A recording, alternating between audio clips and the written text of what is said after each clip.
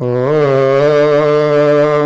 અવતારિણે શ્રી સ્વામિનારાયણાય નમો નમઃ. શ્રી હરિ કૃષ્ણાય ઘનશ્યામાય નીલકંઠાય સરયુદાસાય નમો નમઃ.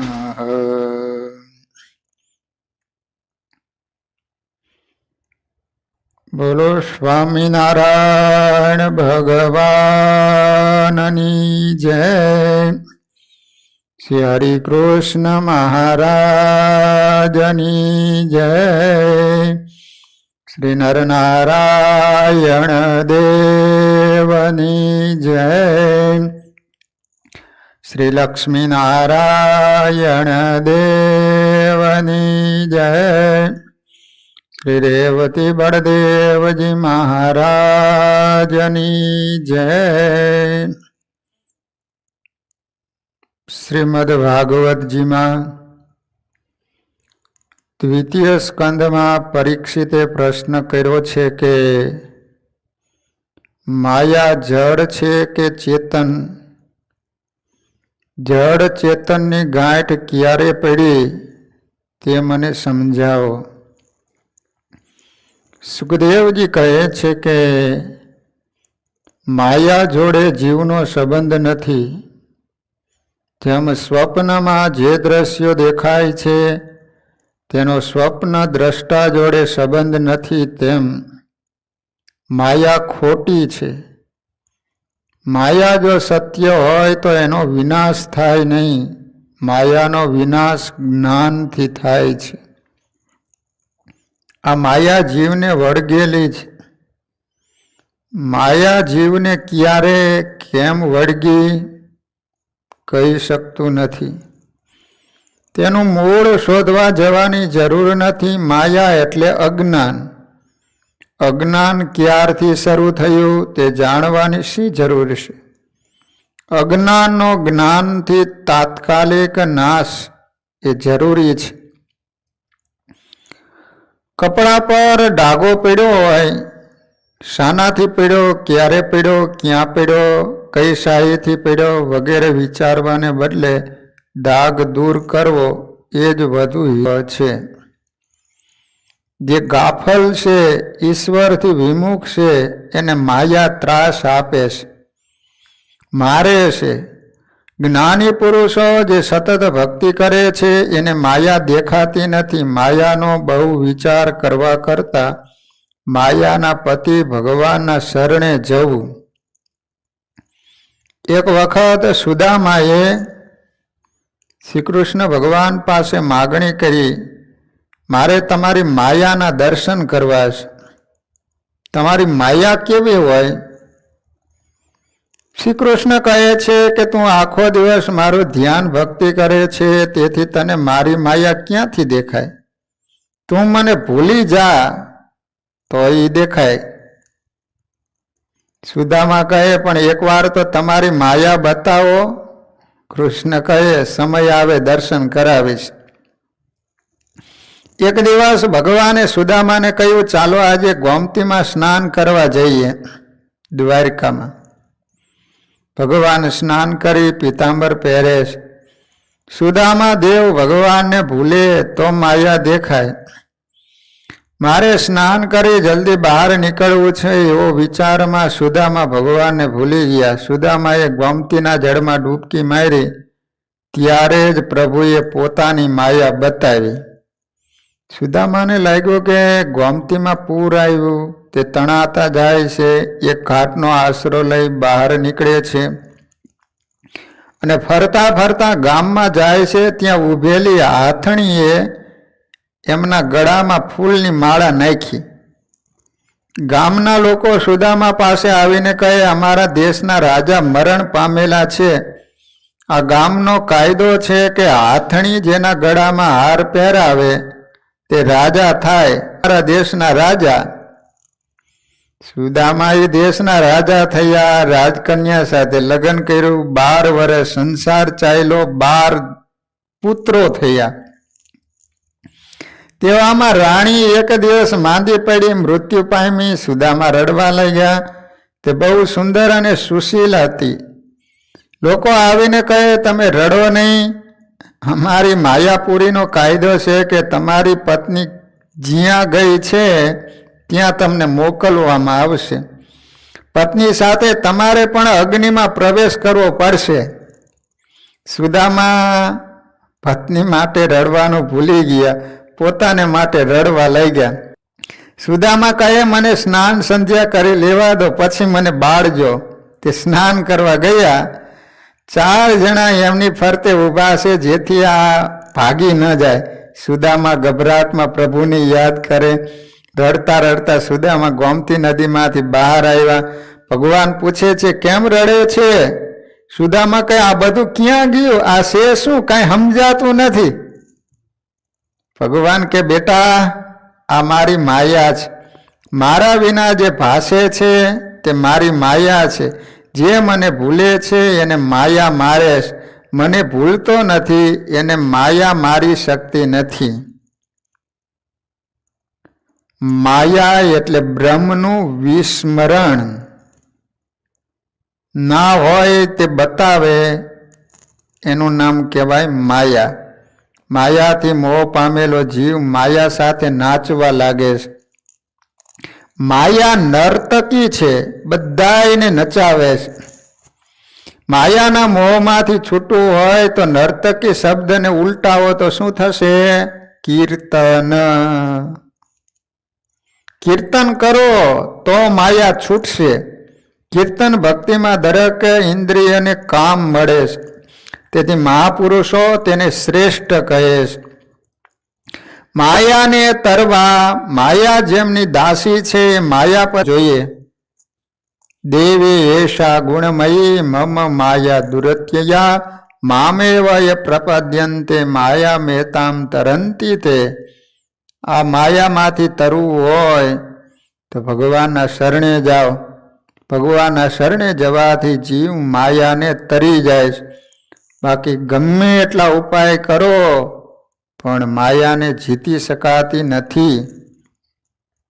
માયા અનાદિ છે પણ એનો અંત આવે છે. માત્ર ભગવાન અનાદિ અને અનંત છે. માયાના ત્રાસમાંથી છૂટવું હોય તો માધવરાયના શરણ સિવાય કોઈ ઉપાય નથી. બ્રહ્માજીએ આમ નારદજીને સૃષ્ટિના આરંભની કથા કહી. ચતુશ્લોકી ભાગવત કહ્યું, જે નારદજીએ વ્યાસને કહ્યું, અને વ્યાસજીએ આ 4 શ્લોકના આધારે 18,000 શ્લોકનું ભાગવત રચ્યું છે. અહીંયા દ્વિતીય સ્કંદ પૂરો થાય છે. હવે ત્રીજા સ્કંદની અંદર સંસાર 2 તત્વોનું મિશ્રણ છે, જળ અને ચેતન. શરીર જળ છે અને આત્મા કહેતા જીવ ચેતન છે. હાલી ચાલી શકે એને ચેતન કહેવાય, હાલી ચાલી શકે નહીં એને શું કહેવાય? જળ. પથ્થર છે એ જળ કહેવાય, જીવ છે એ ચેતન છે. આત્મા શરીરથી જુદો છે એવું બધાય જાણે છે, પણ એનો અનુભવ કોઈ એક જ કરી શકે. અનુભવ કોઈ એક જ પ્રયત્ન કરે છે. અતિશય ભક્તિ કરે, પરમાત્માના નામમાં તન્મય બને, જ્ઞાન ક્રિયાત્મક બનાવે, કોઈ પણ સાધન કરે તો જ આનો અનુભવ થઈ શકે. બાકી ઘણા પુસ્તકો વાંચવાથી કે શાસ્ત્રો ભણવાથી આત્માનો અનુભવ થઈ શકતો નથી. પણ માત્ર જ્ઞાન વધે છે. જ્ઞાન અને અનુભવ એ બંનેમાં ઘણો ફરક છે. જ્ઞાન તો હોય પણ અનુભવ ન હોય તો. સુખદેવજી કહે છે કે રાજન, તમે જેવો પ્રશ્ન કરો છો તેવો પ્રશ્ન વિદુરજીએ મૈત્રીજીને કર્યો હતો. આ વિદુરજી એક એવા ભક્ત છે કે ભગવાન એમને ત્યાં વગર આમંત્રણે ગયા. તો પરીક્ષિત પૂછે છે કે વિદુરજીને મૈત્રીનો ભેટો ક્યાં થયો હતો?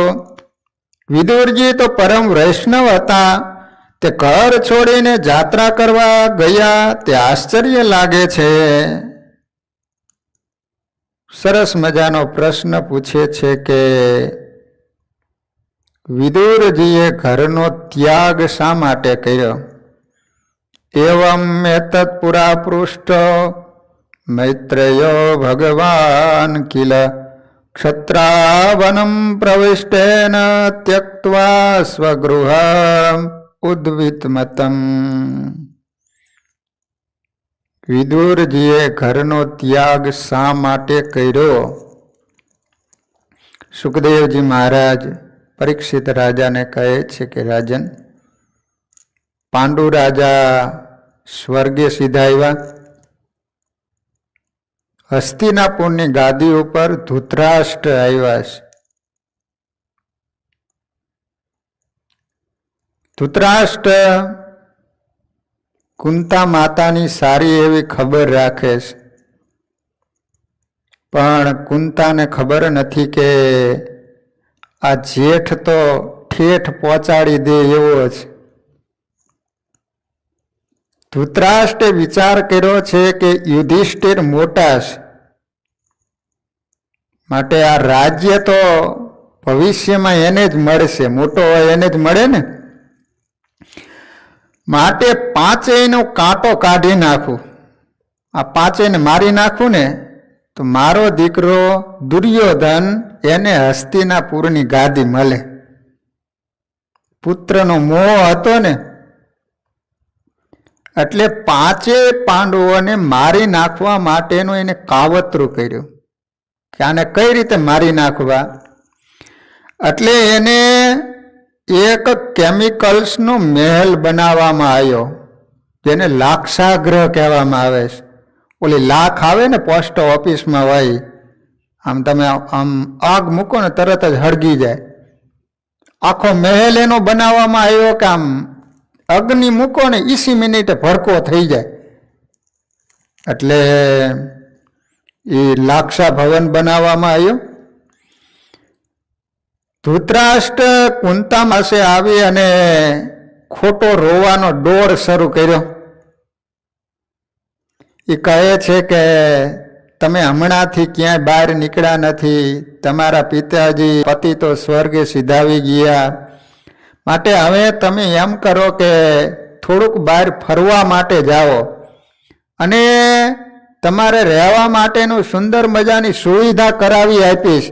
તમારે કોઈ જાતની ચિંતા કરવાની જરૂર નથી, રહેવા ખાવા પીવાની તમામ સુવિધાઓ છે, માટે થોડાક તમે બહાર ફરો તો તમારું મન ફ્રેશ થઈ જાય. પાંચ પાંડવો અને કુંતા માતાને ખ્યાલ નથી કે આપણને મારી નાખવા માટેનું કાવતરું કર્યું છે.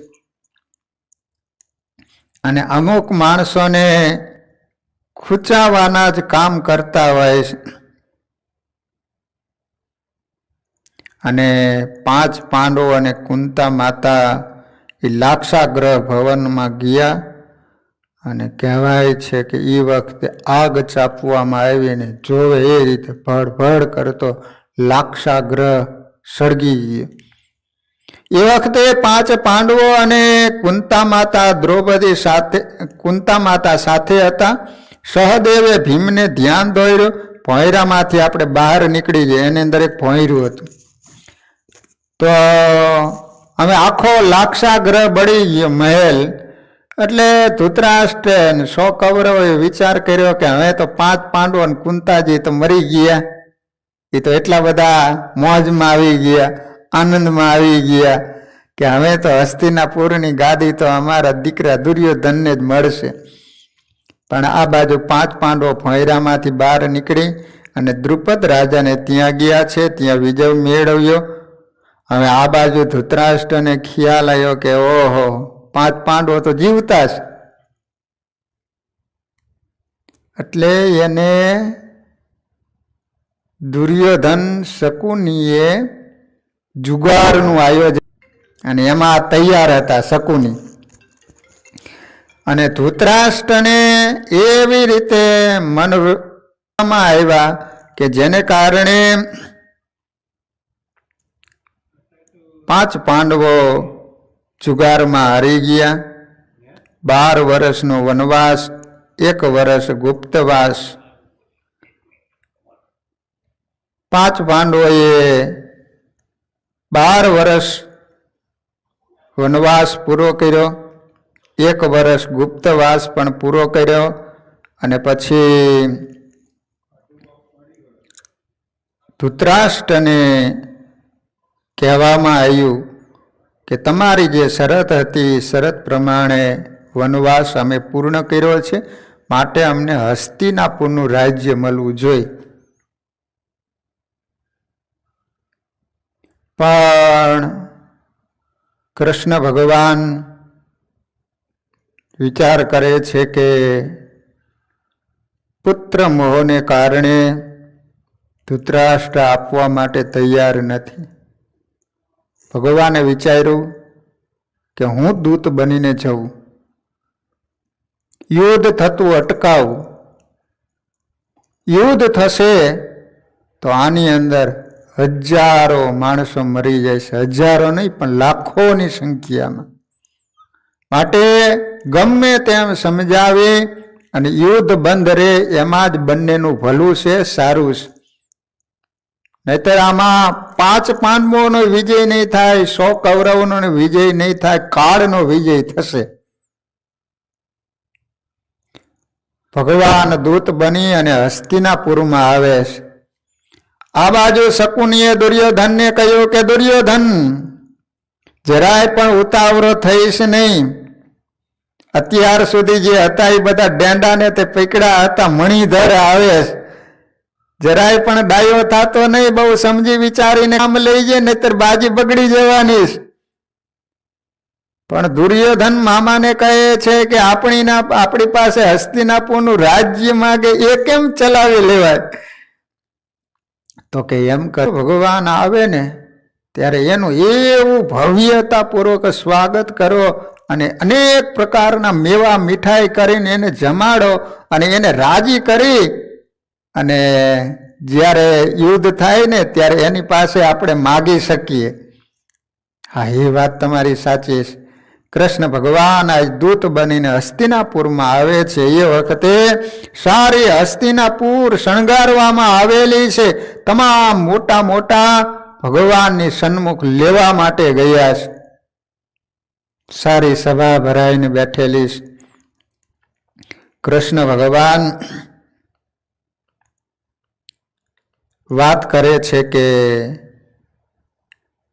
જે તમારી શરત હતી 12 વર્ષનો વનવાસ, 1 વર્ષનો ગુપ્તવાસ, 5 પાંડવોએ પૂર્ણ કર્યો છે.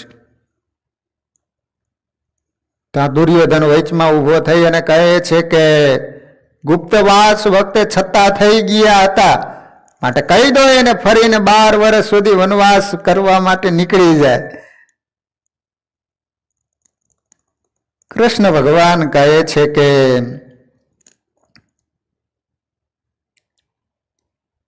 કદાચ હસ્તિનાપુરનું રાજ્ય ન આપો તો કાંઈ નહીં, છેલ્લે 5 પાંડવોને રહેવા માટે ફક્ત 5 ગામ આપો ને તો આ યુદ્ધ અટકી જશે. અને દુર્યોધન ઊભો થઈ અને કહે છે કે કૃષ્ણ, 5 ગામ તો શું, પણ 100ની અણી જોઈ છે, અણી એટલી પણ જમીન આપવા માટે તૈયાર નથી. કૃષ્ણ ભગવાન કહે છે કે સાંભળી લો, ત્યારે તમને યુદ્ધનું આમંત્રણ દઈને જવું, અને જ્યારે યુદ્ધ થશે ત્યારે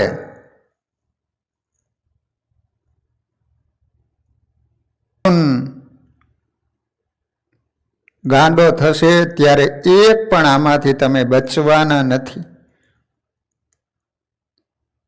કૃષ્ણ ભગવાન યુદ્ધનું આમંત્રણ દઈ અને ત્યાંથી નીકળી ગયા છે.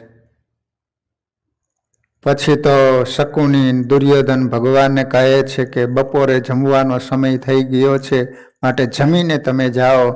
ભગવાન કહે છે કે કોઈ પણ માણસ કોઈને ત્યાં જમે ને તો એની પાછળના 2 કારણ હોય. કાં માણસને ભૂખ લાગી હોય, તો જમે, કા સામી વ્યક્તિનો ભાવ હોય તો જમે. મને ભૂખ નથી અને તને મારા પ્રત્યે ભાવ નથી, માટે તમારે ત્યાં હું નહીં જમું. દુર્યોધન પૂછે છે કે તમે ક્યાં જમશો? તો કહે છે કે વિદુર ને ત્યાં હું ભાજી જમીશ.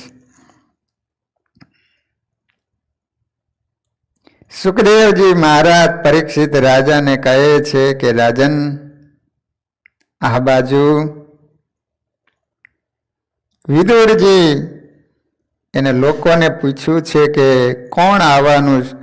લોકો કહે છે કે તમને ખબર નથી, આવતીકાલે તો દ્વારકાધીશ દુર્યોધનને સમજાવવા આવે, પ્રભુ પધારવાના છે, એટલે તોરણ બાંધ્યા, આખું હસ્તિનાપુર શણગારેલું.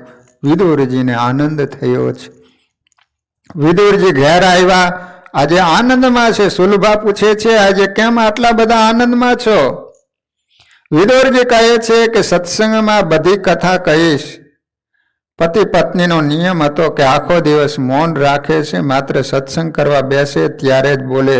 સત્સંગ શરૂ થયો ત્યારે વિદુરજી કહે છે કે આપણે તપશ્ચર્યા કર્યો એનું ફળ કાલે તને મળશે. આવતીકાલે દ્વારકાધીશ હસ્તિનાપુરમાં વધારે, માટે સુલભા કહે છે કે મને પરમ દિવસે સ્વપ્ન આવેલું, મને રથયાત્રાના દર્શન થયા.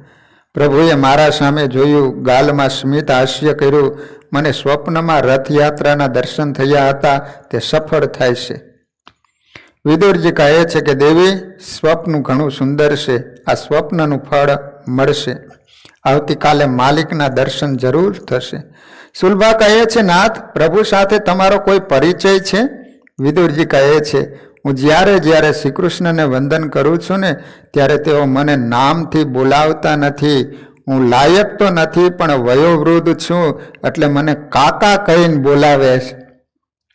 એ તો અનંત કોટી બ્રહ્માંડના નાયક માલિક છે, પણ મારા જેવા સાધારણ જીવને માન આપે. હું તો એમને કહું છું કે હું તો અધમ છું, આપનો દાસાનું દાસ છું, મને કાકા ન કહો. સુલભાને આનંદ થયો. એના મનમાં તો એક જ ભાવના છે, લાલજી મારા ઘરની સામગ્રી આરોગે, હું પ્રત્યક્ષ નિહાળું.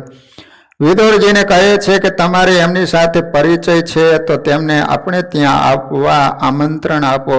ભાવનામાં ભગવાનને હું રોજ ધરાવું, પણ હવે એક જ ઈચ્છા છે કે ભગવાન આરોગે, હું પ્રત્યક્ષ નિહાળું. ભગવાન મારી આશા પૂરી કરે, પછી ભલે મારું શરીર પડે. વિદુરજી કહે છે કે હું આમંત્રણ આપું તો તે ના નહીં પાડે, પણ આ નાની ઝૂંપડીમાં એમને બેસાડીશું ક્યાં? ઘરમાં એકે સારું આસન પણ નથી. ખવડાવવું શું? ભાજી સિવાય આપણી પાસે કશું નથી. માલિકને ભાજી કેમ અર્પણ થાય? આપણે ઘેર પરમાત્મા આવે તો આપણને આનંદ થશે, પણ મારા માલિકને દુઃખ થશે. મારા ભગવાન 56 ભોગ આરોગે. ધૃતરાષ્ટ્રને ત્યાં એનું સ્વાગત સારું થશે, મારે ત્યાં આવશે તો ઠાકોરજીને પરિશ્રમ થશે. આપણા સુખ માટે હું મારા ભગવાનને જરાય પરિશ્રમ નહીં આપું. કે મારા ઘરમાં ભલે કશું ના હોય, પણ મારા હૃદયમાં પ્રભુ પ્રત્યે પ્રેમ છે, તે કરીશ. આપણે જે ભાજી ખાઈએ છીએ ને તે ભાજી હું મારા ભગવાનને પ્રેમથી અર્પણ કરીશ. વિદુર કહે છે દેવી, મને લાગે છે કે ભગવાન આપણે ત્યાં આવતીકાલે નહીં આવે. ધૃતરાષ્ટ્ર 1 માસથી તૈયારી કરે. પ્રભુને આવવું હશે તોય પણ આપણા જેવા ગરીબ સાધારણને ત્યાં કોઈ આવવા પણ નહીં દે. સુલભા કહે છે ભગવાન શ્રીમંતોને ત્યાં જાય છે અને મારા જેવી ગરીબને ત્યાં આવતા નથી. હું ગરીબ છું, તે મેં શું ગુનો કર્યો?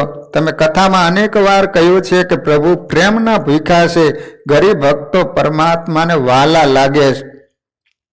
વિદુરજી કહે છે કે દેવી એ સાચું, પણ ભગવાન રાજમહેલમાં જશે તો સુખી થશે. આપણા ઘરમાં ભગવાનને પરિશ્રમ થશે, તેથી હું ના પાડું છું. આપણા પાપ હજુ બાકી છે. હું તને આવતીકાલ શ્રી કૃષ્ણના દર્શન કરવા લઈ જઈશ, પણ ઠાકોરજી હાલ આપણા ઘેર આવે એવી આશા રાખવા જેવી નથી. આપણે લાયક થઈશું ત્યારે જરૂર પધારશે. સુલભા વિચારે છે મારા પતિ સંકોચથી આમંત્રણ આપતા નથી, પણ દર્શન કરતા હું ભગવાનને મનથી આમંત્રણ આપીશ. મારે તમારી પાસે કંઈ માગવું નથી, પણ મારા ઘેર પ્રત્યક્ષ ભગવાન આરોગો. પછી હું સુખેથી મરીશ. પરમાત્માનું કીર્તન કરતા રાત્રિ પૂરી થઈ. સવારે બાલકૃષ્ણની સેવા કરે. ભગવાન હસે છે. સુલભાનું હૃદય દ્રવિત થયું છે. બંને પતિ પત્ની રથારૂઢ દ્વારકાનાથના રૂબરૂ દર્શને ગયા. સોનાનો રથ, 4 ઘોડા જોડેલા, ગરુડજી ધ્વજ લઈને ઊભા. ઉદ્ધવજી અને સાત્યકી સેવામાં પ્રભુના દર્શન થયા. વિદુરજી વિચારે છે, હું લાયક નથી, પણ ભગવાન મને એકવાર નજરે શું નહીં આપે? નાથ, તમારા માટે મેં સર્વ વિષયનો ત્યાગ કર્યો, તમારા માટે કેટલું સહન કર્યું. કૃપા નહીં કરો? હજારો જન્મથી વિખોટો પડેલો જીવ તમારે શરણે આવ્યો. મારે કોઈ સુખ ભોગવવાની ઈચ્છા નથી. બસ ફક્ત એકવાર મારા સામું જુઓ, મારે બીજી કોઈ ઈચ્છા નથી. વિદુરજી વારંવાર ભગવાનને મનાવે. અંતર્યામીને ખબર પડી, આ કોણ મને મનાવે? નજર ઊંચી કરી ત્યાં વિદુરની ઉપર દ્રષ્ટિ પડી. ગાલમાં સ્મિત કર્યું. પરમાનંદ થયો. વિદુરજીનું હૃદય ભરાયું. ભગવાને મારી સામું જોયું. ભગવાનનું હૃદય પણ ભરાયું. દ્રષ્ટિ પ્રેમ ભીની થઈ. મારો વિદુર ઘણા વખતથી મારી પ્રતીક્ષા કરી રહ્યો છે.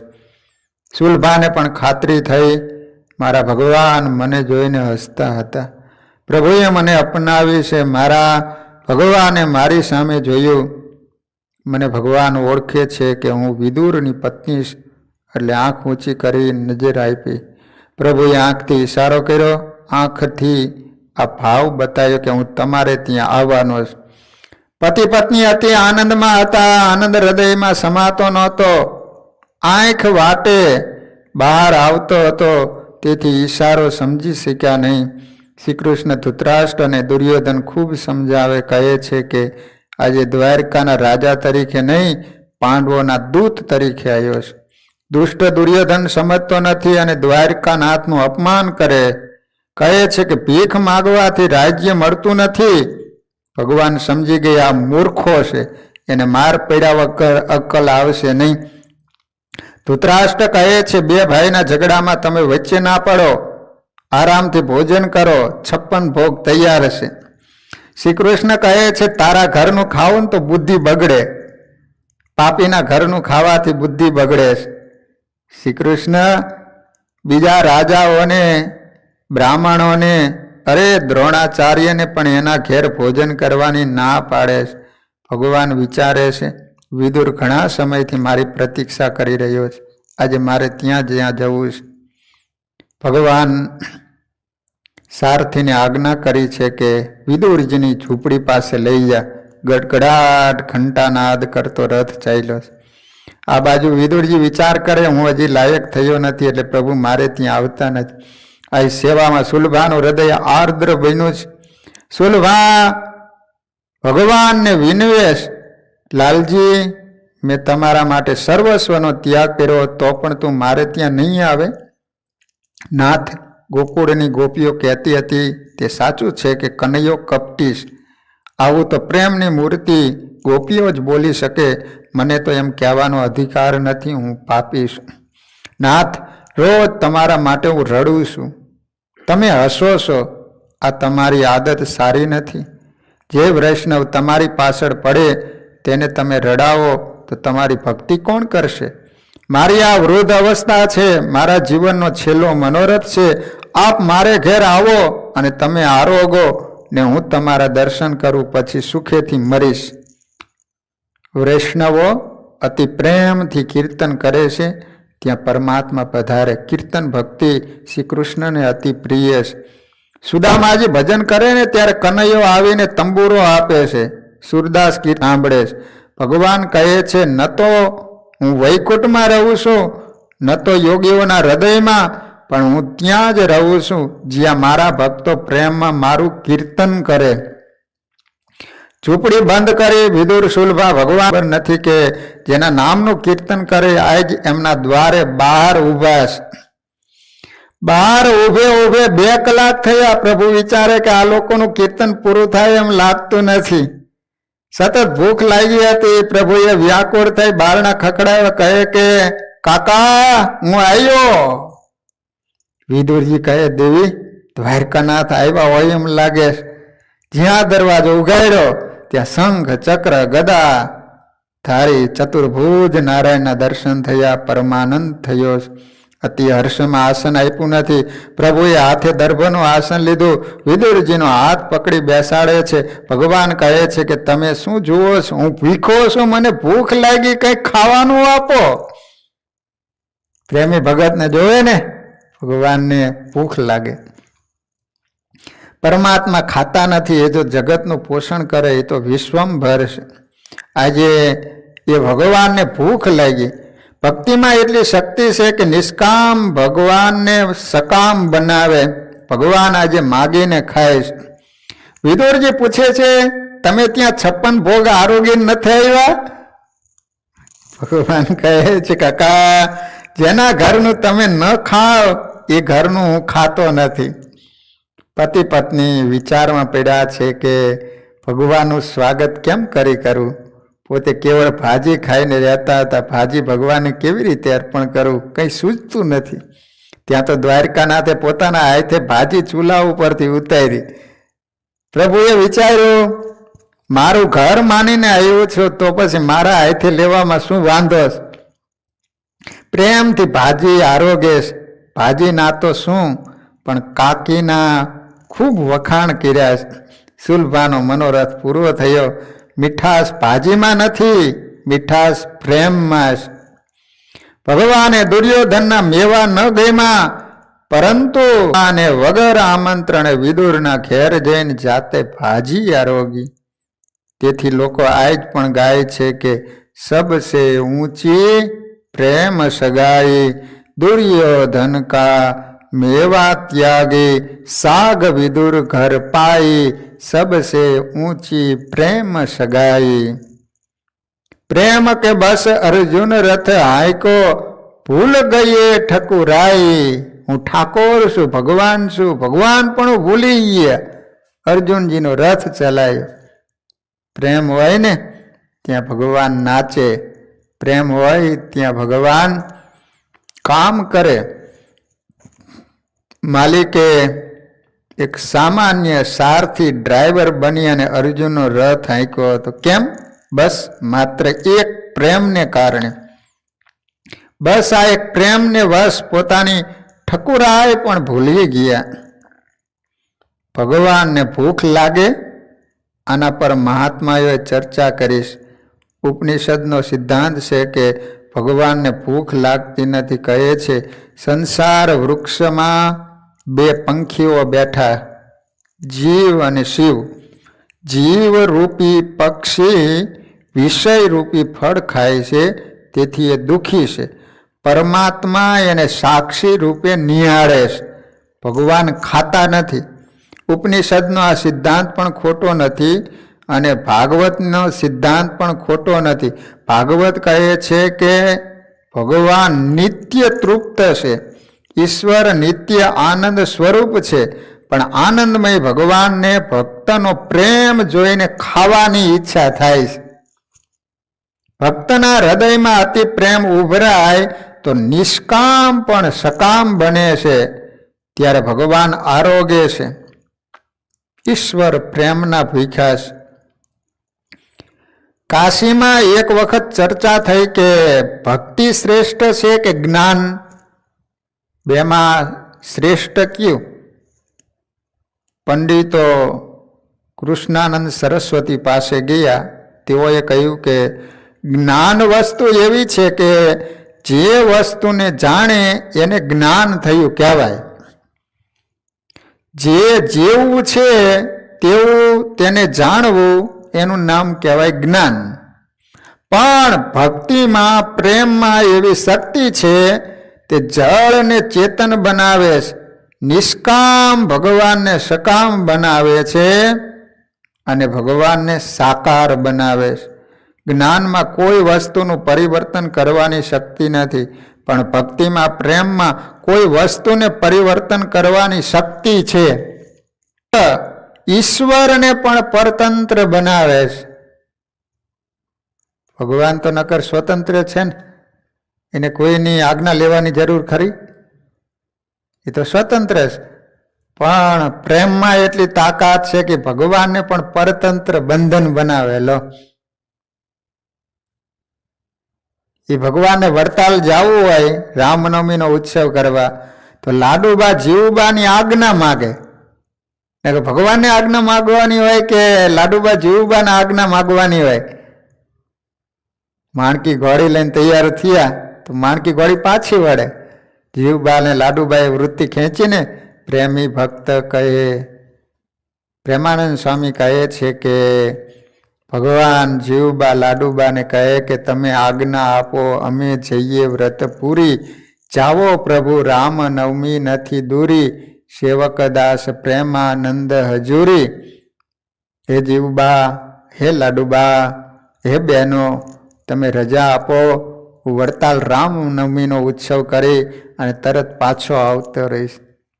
અને જ્યારે આજ્ઞા આપી ત્યારે ભગવાન ગઢપુર છોડી અને વડતાલ ગયા છે. એ દેવળિયા ગામના કેશાબા, ભગવાનને જમાડવાની ઈચ્છા. ભગવાન કે ના, અમારે તો સવારે વહેલા નીકળી જવું છે, જમવા નહીં રોકાય કારણ કે મોડું થાય. કેશાબાને એમ કે ભગવાનને જમાડવા. શું કર્યું? રાતે માણકી ઘોડી હતી છોડીને ભોંયરામ હંતાડી દીધી. સવારનો સમય થયો. કેશાબાઈએ માણકીને કીધું હતું કે મહારાજ બોલાવે ને તો અવાજ ન કરતી તું. હું સ્ત્રી છું, તું સ્ત્રી જાતિની. મારો એક સંકલ્પ છે ભગવાનને જમાડવા છે, માટે ભગવાન ગમટલે મેં એટલા અવાજ પાડે ને તો તારે અવાજ નહીં સામે કરવાનો. હવાઈના સમયથી ભગુજીને કે માણકી ઘોડી લાવો, આપણે નીકળી જાઓ. જ્યાં બાંધેલી ત્યાં લેવા માટે ગયા, માણકી ઘોડી જ નહીં.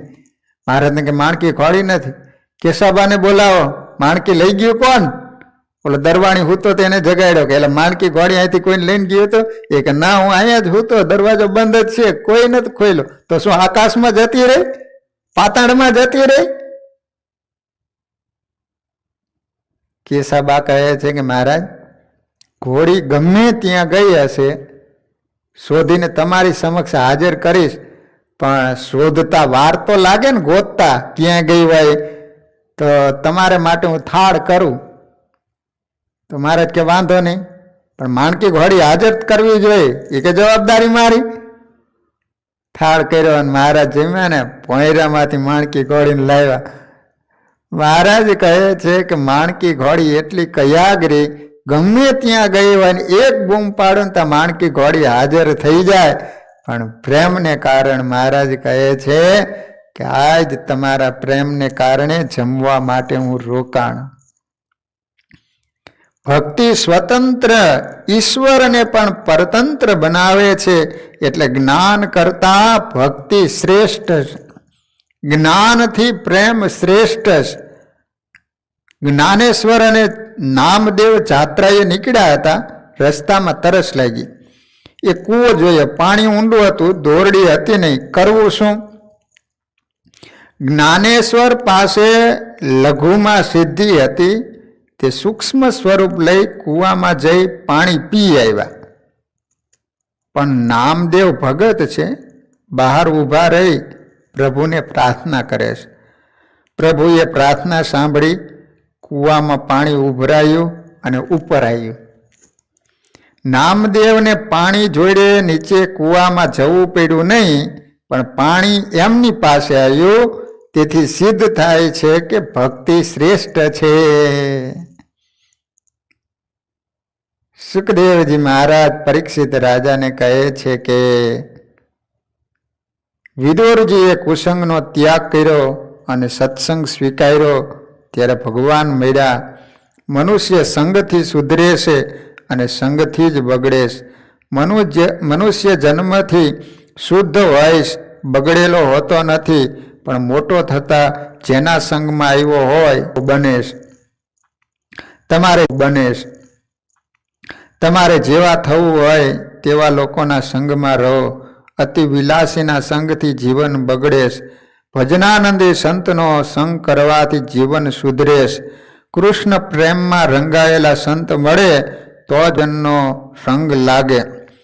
સાધારણ માણસ રાજાને પોતાને ત્યાંનું આમંત્રણ આપે તો રાજા એના ઘેર આવે ન આવે, પણ જીવ જો પવિત્ર જીવન વિદુરજીની માફક ગાળે ને તે લાયક બને અને ભગવાન વગર આમંત્રણ એના ઘરે આવે. શ્રી કૃષ્ણના ગયા બાદ વિદુરજીએ વિચાર્યું કે પ્રભુએ ધૃતરાષ્ટ્રના ઘરનું પાણી પણ પીધું નહીં, એટલે હવે કૌરવોનો વિનાશ થશે. ગમે તેવો પણ મારો ભાઈ છે, એને ફરી એકવાર સમજાવું. હવે વિદુરજી મધ્યરાત્રિએ ધૃતરાષ્ટ્રને મળવા ગયા છે અને ધૃતરાષ્ટ્રને સમજાવે કે હસ્તિનાપુરનું કેન્સલ હોય ને, કેન્સર તો આ દુર્યોધન છે. તમારે હસ્તિનાપુરને બચાવવું હોય તો એક આ દુર્યોધનનો મોહ છોડી દો તો હસ્તિનાપુર બચી જશે. અને જો દુર્યોધનને તમે છોડશો નહીં તો યાદ રાખજો કે આ 100માંથી એક પણ બચવાનો નથી. અને એ વખતે દુર્યોધનને કોઈએ વાત કરી કે તમારા જ રોટલા ખાય છે અને તમારી વિરોધમાં બોલે છે.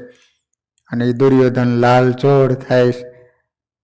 અને પછી વિદુરજી કાયમને માટે હસ્તિનાપુરનો ત્યાગ કરીને ચાલ્યા જાય છે.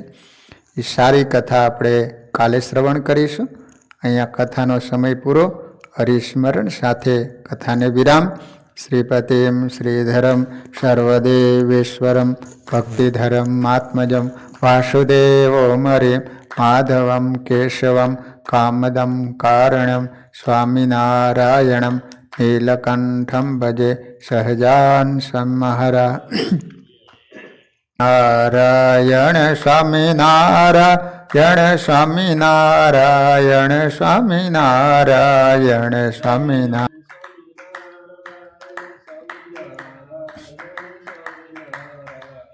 સ્વામિનારાયણ સ્વામિનારાયણ સ્વામિનારાયણ સ્વામિનારાયણ સ્વામિનારાયણ.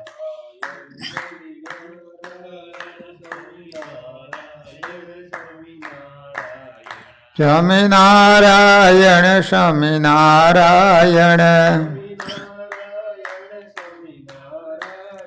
સ્વામિનારાયણ સ્વામિનારાયણ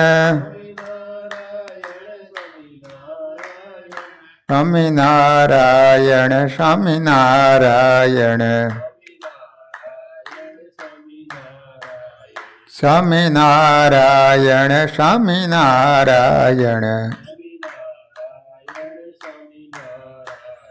સ્વામિનારાયણ સ્વામિનારાયણ. સહજાન મહારાજની, હરિકૃષ્ણ મહારાજની, નરનારાયણ દેવની, લક્ષ્મીનારાયણ દેવની જય. રેવતી બળદેવજી મહારાજ. બધા જ હરિભક્તોને ઘણા ભાવથી જય સ્વામિનારાયણ.